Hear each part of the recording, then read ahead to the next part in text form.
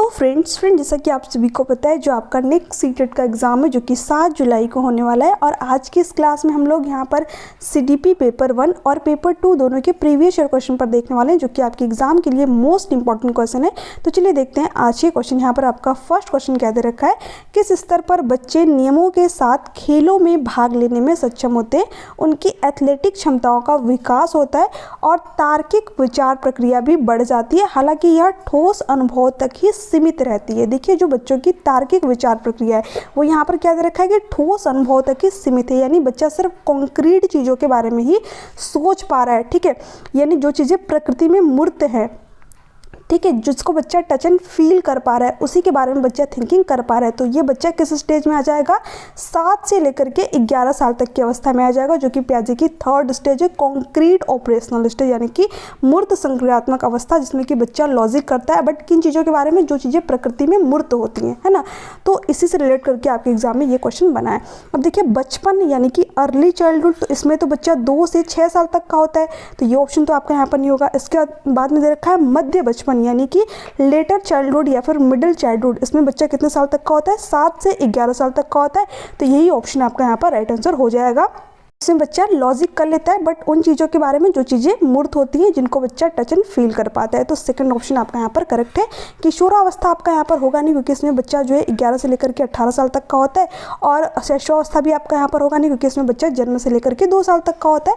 तो सिंपली आपका second option आपका यहाँ पर राइट आंसर हो जाएगा। नेक्स्ट क्या है, देखिए यहाँ पर दे रखा है विकास। ठीक है, अव्यवस्थित होता है, मैंने ये चीज़ कई बार आप लोगों के साथ में डिस्कस की है कि विकास क्या होता है, एक सीक्वेंस में चलता है, एक ऑर्डर में चलता है, यानी हर बच्चा जो है पहले शैशवावस्था में आएगा, फिर बाल्यावस्था में आएगा, फिर किशोरावस्था में आएगा, फिर वयस्कता अवस्था में आएगा। तो जो विकास होता है ये कैसे चलने वाली प्रक्रिया है, एक क्रम में चलने वाली प्रक्रिया है, क्रमिक प्रक्रिया है। ये चीज़ आप ध्यान में रखिएगा, अव्यवस्थित नहीं है, व्यवस्थित प्रक्रिया है। तो ये ऑप्शन आपका नहीं होगा। उसके बाद में सेकंड क्या दे रखा है, पूरी तरह से अप्रत्याशित है। देखिए जो हमारा विकास होता है इसका कुछ हद तक हम पूर्वानुमान लगा सकते हैं, कुछ हद तक हम प्रिडिक्ट कर सकते हैं। ठीक है, तो टोटली अप्रत्याशित है ये कहना गलत हो जाएगा, यानी बिल्कुल भी अनुमान नहीं लगा सकते ये कहना आपका गलत हो जाएगा। एक आयामी होता है। देखिए जो हमारा विकास होता है ये मल्टी डायमेंशनल होता है, बहुआयामी होता है, यानी हमारा विकास कई पक्षों में होता है, जैसे कि हमारा फिजिकल डेवलपमेंट होता है, कॉग्निटिव डेवलपमेंट होता है, सोशियो इमोशनल डेवलपमेंट होता है। ठीक है, यानी कई आयामों में हमारा विकास होता है, बट यहाँ पर दे रखा है एक आयामी है, तो ये भी नहीं होगा।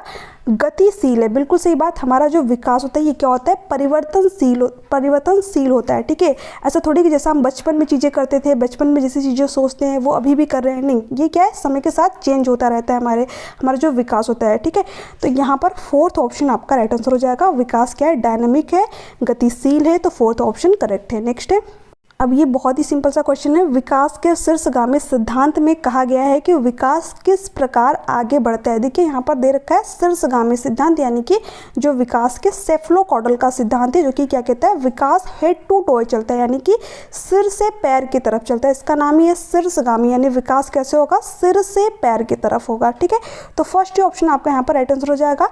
पैर से सिर की तरफ नहीं होता है, ठीक है, सिर से पैर की तरफ होता है। तो ये चीज़ आपको ध्यान में रखनी है। इसके बाद में देखिए यहाँ पर दे रखा है केंद्र से छोरों तक। देखिए ये विकास के प्रोक्सिमो डिस्टल का सिद्धांत कहता है, यानी जो विकास के अधोगामी का सिद्धांत है वो क्या कहता है कि जो हमारा विकास है वो बॉडी के सेंटर से शुरू होता है और बाहरी भाग की तरफ चलता है। जैसे कि हमारी बॉडी का सेंटर क्या होता है, जो हमारी स्पाइनल कॉर्ड होती है, जो रीढ़ की हड्डी होती है, वहाँ से हमारा विकास शुरू होता है। उसके बाद में जो हमारा हृदय होता है उसका विकास होता है, फिर उसके बाद में जो हमारे भुजाएं होती है उनका विकास होता है, यानी बॉडी के सेंटर से हमारा विकास शुरू होता है और बाहरी भाग की तरफ चलता है। तो ये विकास का कौन सा सिद्धांत कहता है, अधोगामी का सिद्धांत कहता है, प्रोक्सिमो डिस्टल सिद्धांत कहता है। ठीक है, तो यहाँ पर तो हमसे शीर्षगामी पूछ रखा था, तो इसलिए ये भी नहीं होगा। बाहर से केंद्र की ओर नहीं होता है, केंद्र से बाहर की ओर होता है। तो ये चीज़ आपको ध्यान में रखनी है। नेक्स्ट क्या दे रखा है, किशोर पर फिल्मों और विज्ञापनों का एक बड़ा प्रभाव पड़ता है, वह उनके व्यवहार व मूल्य भी उससे प्रभावित होते हैं। बिल्कुल सही बात है यहाँ पर। ठीक है, किशोर हो या फिर छोटा बच्चा हो, वो जो चीज़ें देखता है, ठीक है, अगर वो किसी तरीके की फिल्म देख रहा है तो उसी तरीके की चीज़ें वो क्या करता है, एब्जॉर्ब करता है, अपने अंदर ग्रहण करता है। जैसे कि आपने देखा होगा कि जो हमारे घर में छोटे बच्चे होते हैं वो कभी कभी कार्टून देखते हैं, फिर उन्हीं की लैंग्वेज में बात भी करते हैं। ठीक है, तो बच्चा क्या करता है, मीडिया से भी चीज़ों को सीखता है। ये बात बिल्कुल सही है। तो अजर्शन तो आपका यहाँ पर सही दे रखा है। मीडिया किशोरों के समाजीकरण की एक शक्तिशाली द्वितीयक संस्था है, बिल्कुल सही बात। तो ए और आर क्या है, दोनों सही है। और ए जो है आर की सही व्याख्या भी करता है। तो फर्स्ट ही ऑप्शन आपका यहाँ पर राइट आंसर हो जाएगा। देखिए सामाजिकरण के बारे में आप दो चीज़ ध्यान रखिएगा कि सामाजिकरण के दो कारक होते हैं, एक आपका होता है प्राथमिक कारक और एक होता है आपका द्वितीय कारक। प्राथमिक कारक में क्या होता है, परिवार, ठीक है, फैमिली, क्योंकि यहीं से जो है बच्चे की सामाजिकरण की प्रक्रिया शुरू होती है, क्योंकि बच्चे सबसे पहले अपने परिवार में ही जन्म लेता है, वहाँ से जो परिवार के सदस्य होते हैं उनसे इंटरेक्ट करता है, ठीक है, तो वहीं से जो है उसका सामाजिकरण शुरू होता है। इसलिए जो परिवार होता है वो क्या होता है, सामाजिकरण का प्राथमिक कारक होता है, मुख्य एजेंसी होता है। इसके अलावा बच्चा परिवार के बाद स्कूल में जाता है, मीडिया से चीज़ों को सीखता है, ठीक है, संस्कृति से चीज़ों को सीखता है, तो वो क्या होते हैं, द्वितीय कारक होते हैं। तो ये चीज़ आपको ध्यान में रखनी है, यहाँ से कई बार आपके एग्जाम में क्वेश्चन बना हुआ है। नेक्स्ट है, अब देखिए यहाँ पर आपका यहाँ पर नेक्स्ट क्वेश्चन क्या है, किस चरण में बच्चों की तर्कशीलता समस्या के एक ही पहलू से प्रत्यक्ष दिखाई देने वाली अनुभूति पर सीमित रहती है। यानी बच्चा किसी समस्या के एक ही पहलू को देख पाता है, ठीक है। तो ये बच्चा कब कर पाता है, जब बच्चा 2 से 7 साल का होता है, यानी उसके अंदर क्या होता है, केंद्रीकरण होता है, सेंट्रलाइजेशन होता है, ठीक है। बच्चा सिर्फ किसी भी बच्चे के एक ही पहलू को देख पाता है। जैसे कि अगर हम एक जो बच्चा 2 से 7 साल का है उसको जो है यहाँ पर एक 5 का एक नोट दे दे उसके सामने और 5 के 5 सिक्के रख दे, तो बच्चा क्या करेगा, इन सिक्कों को लेना पसंद करेगा, क्योंकि उसको लग रहा है कि 5 के 5 सिक्के मिल रहे हैं, बट नोट तो एक ही है, ठीक है। बच्चा इस चीज़ को नहीं समझ पाता है कि अगर हम शेप और साइज को चेंज कर दे तो जो क्वांटिटी है, जो मात्रा है, वो सेम ही रहती है। ये बच्चा नहीं समझ पाता है, ठीक है, इसलिए तो सिक्के लेता है, नोट नहीं लेता है, जबकि दोनों तो सेम ही है आपके, है तो वो 5 ही रुपये, है ना। तो ये कब करता है बच्चा, जब बच्चे के अंदर क्या होता है, सेंट्रलाइजेशन होता है, केंद्रीकरण होता है। ये कब रहता है बच्चे के अंदर, जब बच्चा 2 से 7 साल का होता है, और जब कॉन्क्रीट ऑपरेशनल स्टेज में आ जाता है बच्चा, तब वो ये चीज़ समझ जाता है कि 5 का नोट अगर हमें दे दे कोई, या फिर 5 के सिक्के दे दे, बात एक ही है, ठीक है। तो यही आपसे पूछ रखा था, तो यहाँ पर आपका सेकंड ऑप्शन जो है राइट आंसर हो जाएगा, क्योंकि यहाँ पर बच्चे का जो ध्यान है वो किसी एक ही पहलू पर केंद्रित है, यानी शेप और साइज पर ही केंद्रित है, क्वांटिटी पर केंद्रित नहीं है बच्चे का ध्यान, ठीक है। तो सेकेंड ऑप्शन करेक्ट है। नेक्स्ट क्या है, अब देखिए यहाँ पर क्या दे रखा है, निम्न में से कौन ले वाइगोस्की के सिद्धांत से उत्पन्न होने वाला एक कक्षा निहितार्थ है। शिक्षकों को चाहिए कि वे बच्चे के समर्थन के लिए दिए जाने वाली मदद का स्तर व मात्रा में बदलाव करें। बिल्कुल सही बात। इसी के बाद जो है ले वाइगोस्की करते हैं कि हमें जब भी बच्चा कोई नया कौशल सीख रहा है तो वहाँ पर बच्चे को स्कैफ होल्डिंग देनी चाहिए। स्कैफ होल्डिंग का मतलब क्या, जैसे कि आप बच्चे को कोई आधा मतलब सॉल्व किया हुआ एग्जाम्पल दे सकते हैं, ठीक है, या फिर किसी तरीके की उसको टेम्परेरी हेल्प दे सकते हैं। जैसे कि बच्चा अगर साइकिलिंग चलाना सीख रहा है तो उसमें क्या करते हैं, जो उसके पेरेंट्स होते हैं उसको पीछे से पकड़ के रखते हैं, ठीक है।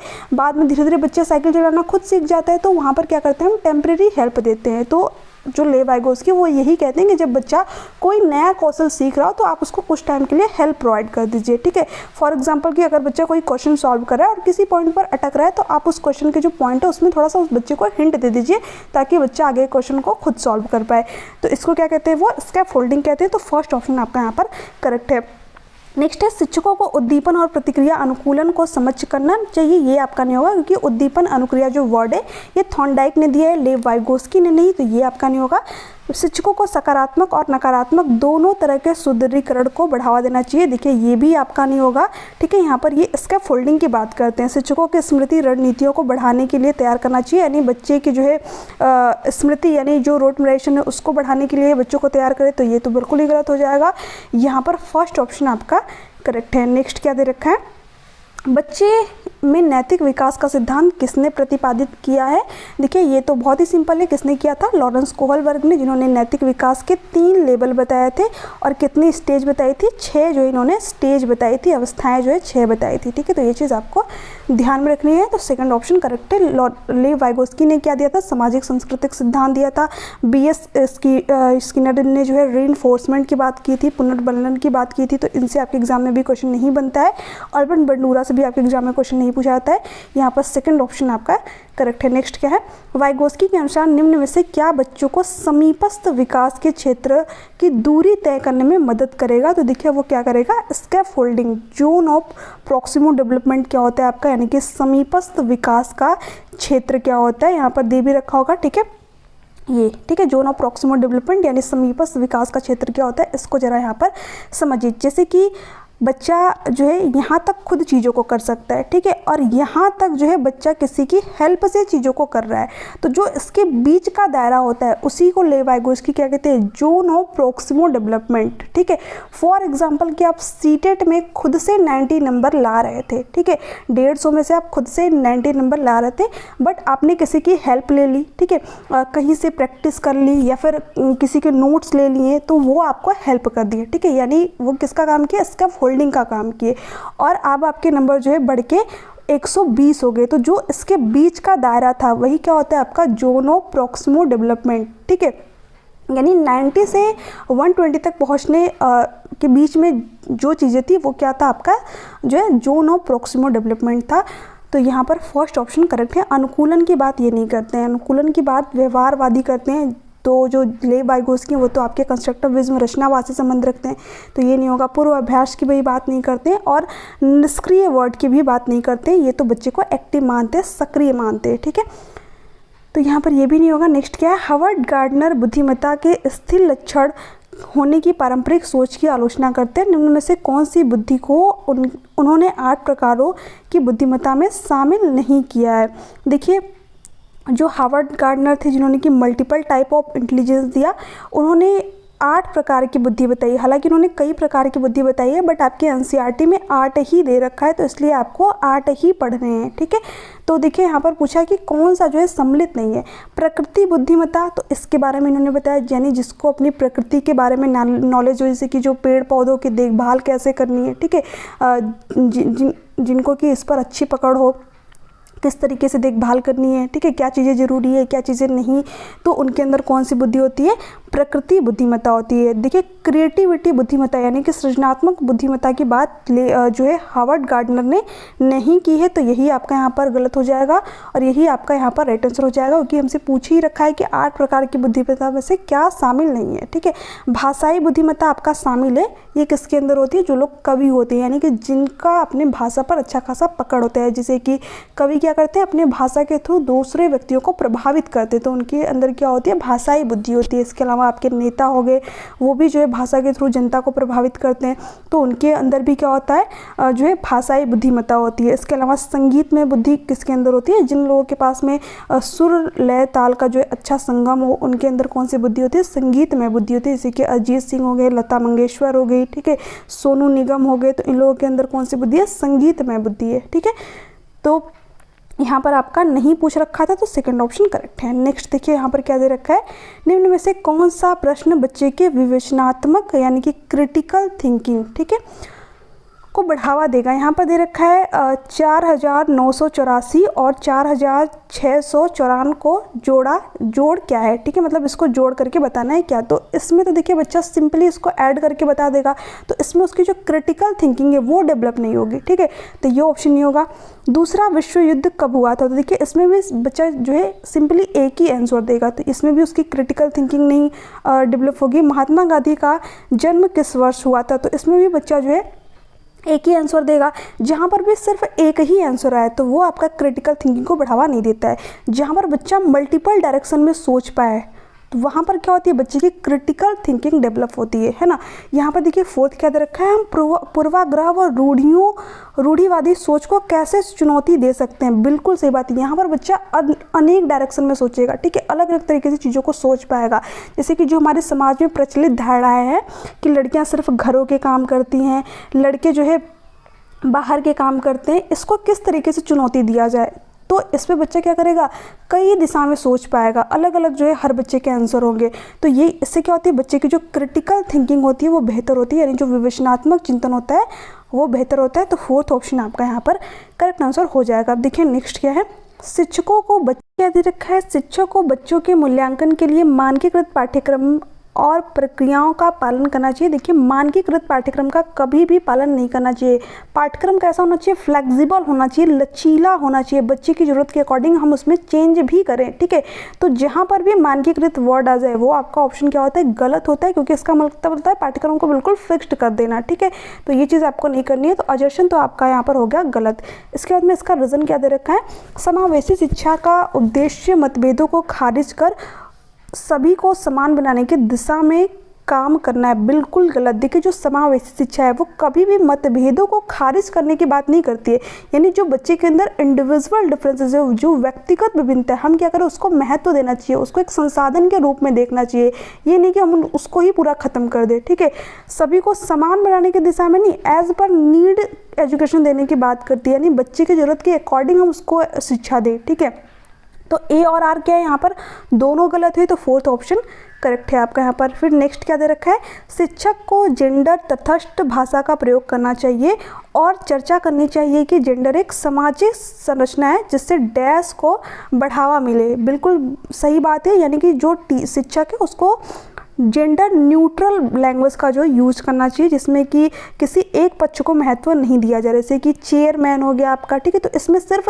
किसी एक पक्ष को ही महत्व दिया जा रहा है, चेयरमैन यानी कि पुरुषों को ही महत्व दिया जा रहा है, तो इसकी जगह पर आप चेयर पर्सन का यूज कर सकते हैं, जिसमें कि पुरुष और महिला दोनों ही इंक्लूड हो जाएंगे, तो ये जेंडर बायस शब्द नहीं आपका होगा। ठीक है, तो इस तरीके के वर्ड जो है यूज करने चाहिए। ठीक है, तो जिससे क्या मिले, जिससे जो है जेंडर समता, जेंडर जो इक्विटी है उसको बढ़ावा मिले, तो फोर्थ ऑप्शन आपका करेक्ट आंसर हो जाएगा। जेंडर स्टीरियोटाइप को नहीं, जेंडर भेदभाव को भी नहीं और जेंडर कन्फर्मिटी को भी नहीं, ये आपका नहीं होगा। यहाँ पर जेंडर इक्विटी की बात हो रही है, तो फोर्थ ऑप्शन करेक्ट है। नेक्स्ट है, विशिष्ट आवश्यकता वाले बच्चों की ज़रूरतों को ध्यान में रखने के लिए कौन से दर्शन शास्त्र का पालन करना चाहिए, उनको पृथक्करण करके अलग शैक्षिक संस्थाओं में भेजा जाना चाहिए, बिल्कुल भी नहीं। ठीक है, जो बच्चे विशिष्ट आवश्यकता वाले, समावेशी शिक्षा क्या कहती है कि हमें सभी बच्चों को इंक्लूड करना है। ठीक है, जैसे कि विशिष्ट आवश्यकता वाले बच्चे कौन हो सकते हैं, आपके दृष्टिबाधित, श्रवणबाधित, गिफ्टेड चाइल्ड। ठीक है, तो इनको भी समावेशी शिक्षा अपने ही अंदर इंक्लूड करने की बात करती है और कैसे शिक्षा देने की बात करती है, एज पर नीड, यानी बच्चे के जैसे जरूरत है उसके अकॉर्डिंग हम उसको चीज़ें प्रोवाइड करें।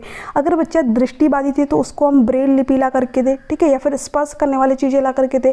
अगर बच्चा श्रवणबाधित है तो उसको चित्रात्मक चीज़ें से उसको चीज़ें पढ़ाएं। ठीक है, अगर बच्चा गिफ्टेड चाइल्ड है तो उसके सामने जो है हायर ऑर्डर थिंकिंग वाले जो क्वेश्चन होते हैं उनको ला करके दे। ठीक है, तो एज पर नीड एजुकेशन करना है, यहाँ पर उनका पृथक्करण नहीं करना, अलगाव नहीं करना, ये आपका नहीं होगा। इनको केवल व्यावसायिक प्रशिक्षण दिया जाना चाहिए, नहीं, इनको सभी प्रकार का प्रशिक्षण देना चाहिए, केवल व्यावसायिक नहीं, तो ये आपका नहीं होगा। इन्हें समावेशी शिक्षा का हक है ताकि वे सामान्य स्कूलों में पढ़ सके, बिल्कुल सही बात, यही तो बात आपकी इंक्लूसिव एजुकेशन कहती है कि हर बच्चा जो है इंपॉर्टेंट है, हर बच्चे के अंदर जो है सीखने की क्षमता होती है।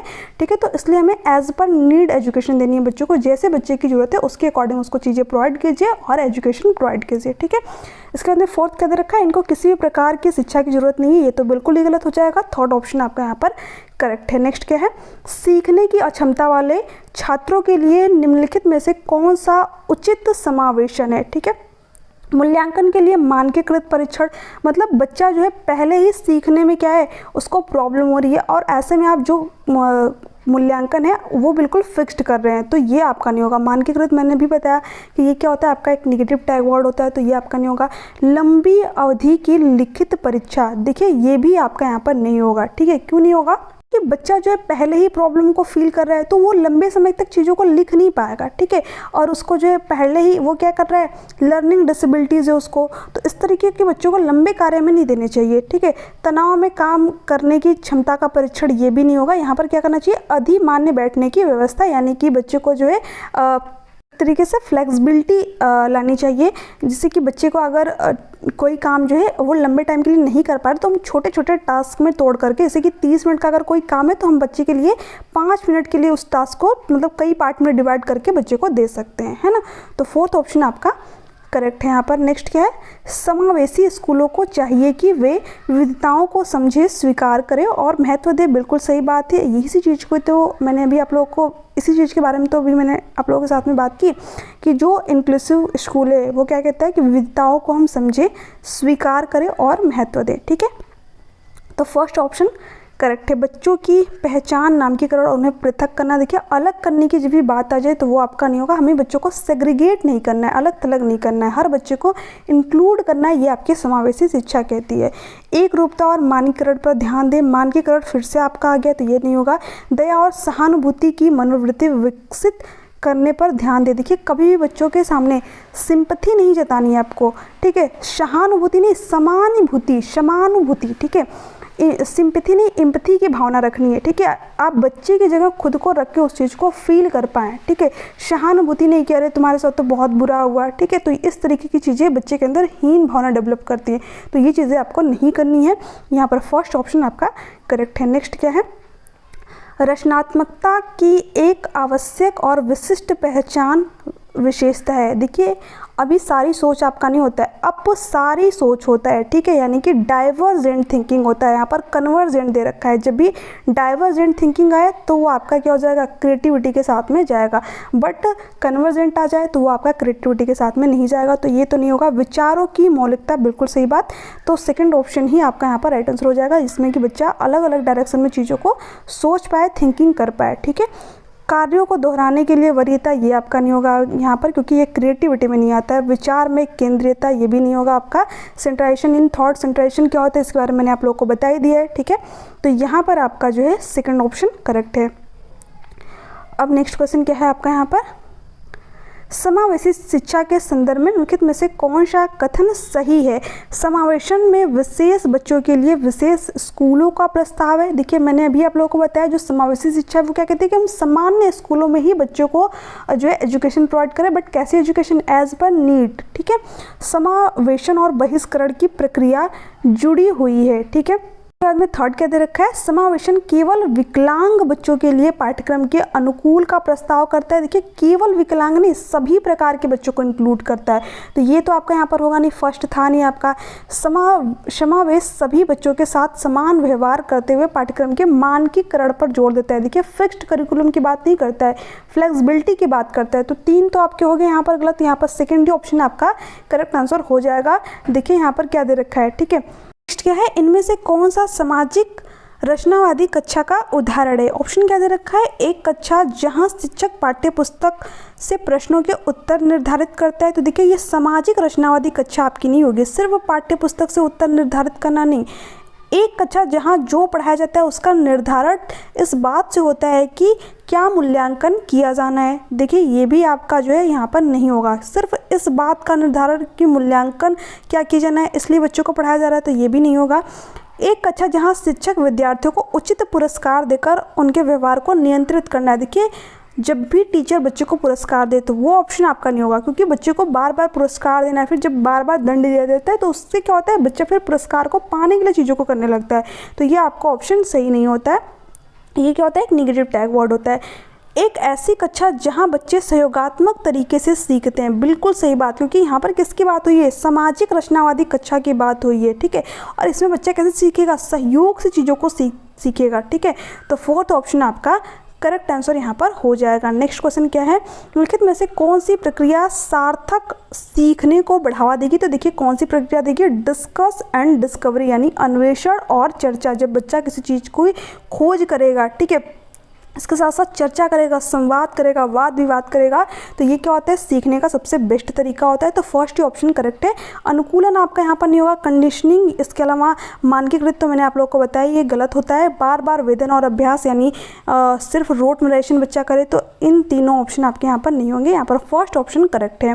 नेक्स्ट क्या दे रखा है, डैश समस्या समाधान की प्रक्रिया में बाधक है। देखिए यहाँ पर क्या दे रखा है, एनोलॉजिक थिंकिंग, यानी कि अनुरूपित सोच, ये तो बच्चे की समस्या समाधान की प्रक्रिया में हेल्प करती है, ठीक है।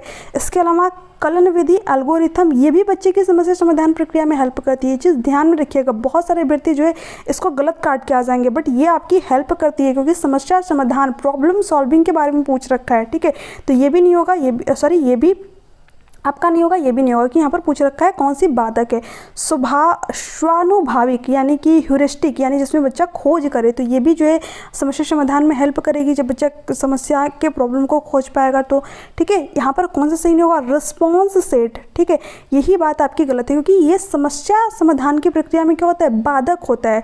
तो यहाँ पर फोर्थ ऑप्शन आपका करेक्ट आंसर हो जाएगा, क्योंकि ये रिस्पॉन्स, बच्चे क्या करता है यहाँ पर, रिस्पॉन्स सिर्फ करता है, इसमें समस्या का समाधान नहीं करता है, तो यहाँ पर फोर्थ ऑप्शन करेक्ट है।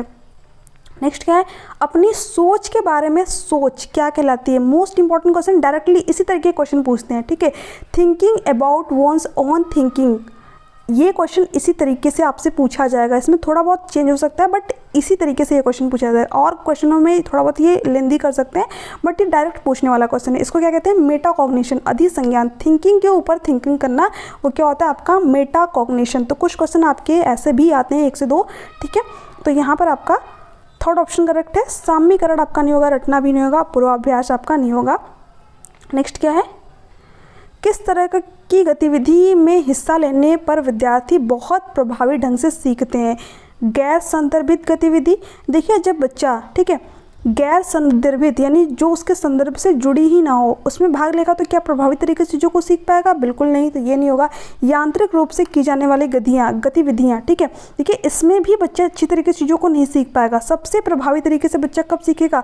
अर्थपूर्ण गतिविधियों में, यानी कि पर्पसफुल एक्टिविटी में, ठीक है। यहाँ पर दे रखा है आपका मीनिंगफुल एक्टिविटी में, तो थर्ड ऑप्शन आपका यहाँ पर करेक्ट आंसर हो जाएगा। जब बच्चा चीज़ों का अर्थ समझे, ठीक है, अर्थपूर्ण गतिविधियाँ कराई जाएँ। ऐसी गतिविधियाँ जो शिक्षक द्वारा पूर्ण रूप से नियंत्रित व निर्देशित हो, ये चीज़ आपको नहीं करनी है।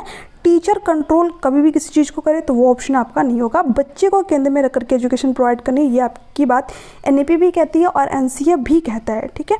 तो यहाँ पर आपका कौन सा सही था? Option number third. नेक्स्ट क्या है?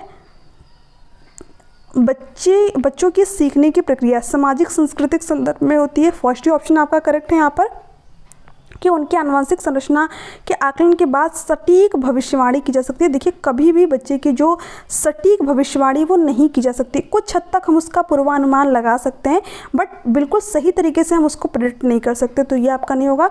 को कड़ी सजा देकर सुशासित किया जा सकता है, नहीं, बच्चों को सजा तो देनी ही नहीं है, तो ये आपका नहीं होगा।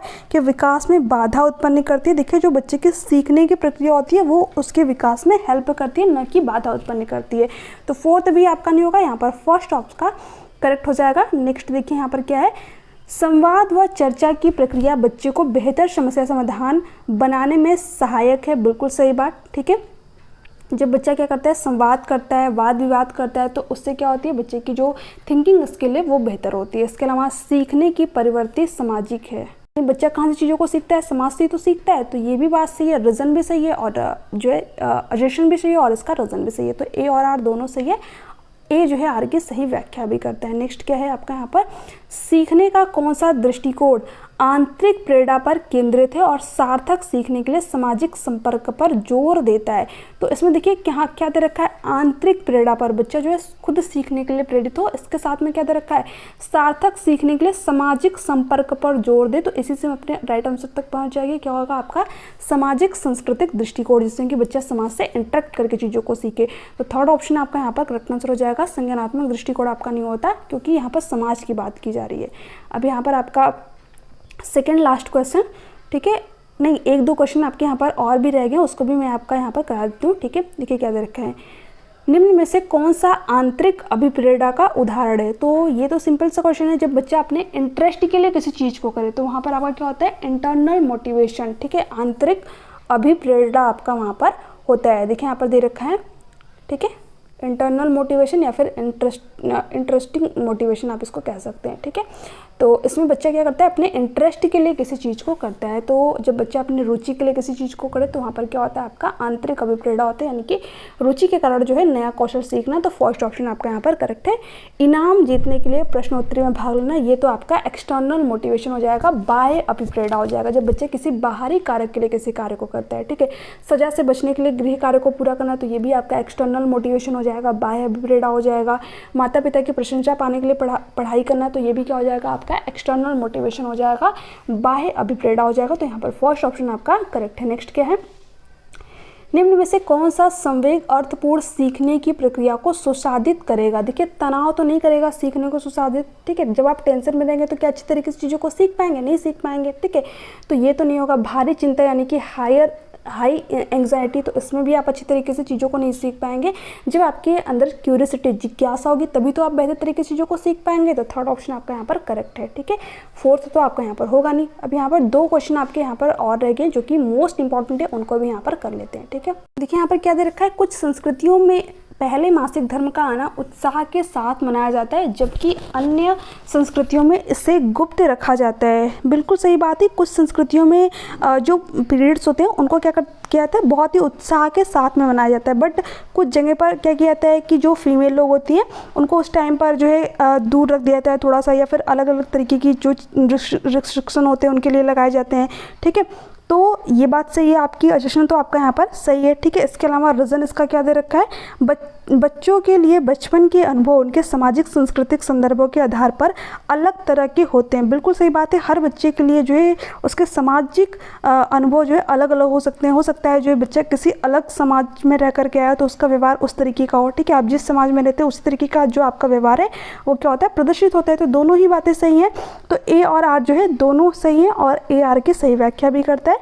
तो यहाँ पर फर्स्ट ही ऑप्शन आपका करेक्ट है। नेक्स्ट क्या, अब ये आपका आज का लास्ट क्वेश्चन, सजेशन देखिए क्या दे रखा है। जीन पियाजे के संज्ञानात्मक विकास के सिद्धांत की प्रमुख आलोचना उनका यह विश्वास कि सभी बच्चे 4 चरणों के क्रम में एक ही तरीके से प्रगति करते हैं। देखिए बिल्कुल सही बात, इसलिए भी जीन पियाजे की आलोचना हुई थी। एक तो आलोचना इसलिए हुई थी क्योंकि इन्होंने सामाजिक सांस्कृतिक पक्ष को ध्यान में ही नहीं रखा, सिर्फ जैविक पक्षों पर ही जो है फोकस किया। ठीक है, दूसरी क्या दे रखा है यहाँ पर, सामाजिक सांस्कृतिक कारक संज्ञानात्मक विकास में महत्वपूर्ण भूमिका निभाते हैं। ठीक है, इसको भी जीन पियाजे ने इग्नोर कर दिया, तो इसके लिए भी इनके सिद्धांत की आलोचना की गई थी। तो यहाँ पर ए और आर जो है दोनों सही है और आर जो है ए की सही व्याख्या भी करता है। तो फर्स्ट ऑप्शन आपका यहाँ पर राइट आंसर हो जाएगा। तो फ्रेंड्स ये थे आपके आज के कुछ क्वेश्चन जो कि आपके ये जो 29 दिसंबर, ठीक है 29 दिसंबर 2023 का पेपर हुआ था उसमें ये सारे क्वेश्चन आपके पूछे गए थे। और किस में पूछे गए थे, पेपर 2 में। ठीक है, तो ये पेपर 1 के लिए भी हेल्पफुल है क्योंकि आपका सिलेबस बिल्कुल सेम है। अगर पेपर 2 में पूछे गए तो पेपर 1 में भी पूछे जा सकते हैं। ठीक है, आप खुद जो है प्रीवियस ईयर क्वेश्चन पेपर को उठा करके देख लीजिएगा। तो ये आपका 29 दिसंबर जो है 2023 के क्वेश्चन थे, जिसमें कि मैंने कुछ क्वेश्चन पेपर 1 के भी लिए हुए थे।